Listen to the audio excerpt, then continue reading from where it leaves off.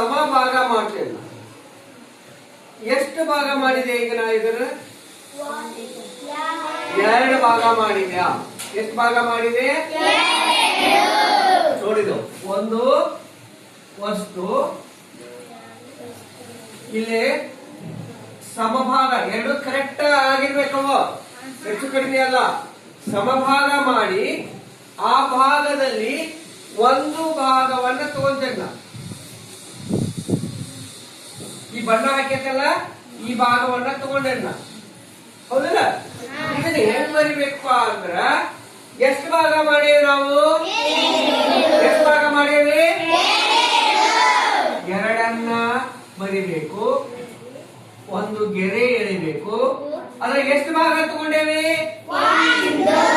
1 ಬೇರೆ ಬರಿಬೇಕು. ಇದನ್ನ ಹೆಂಗ್ ಓದ್ಬೇಕಂದ್ರ 2ನೇ 1 ಏನೋ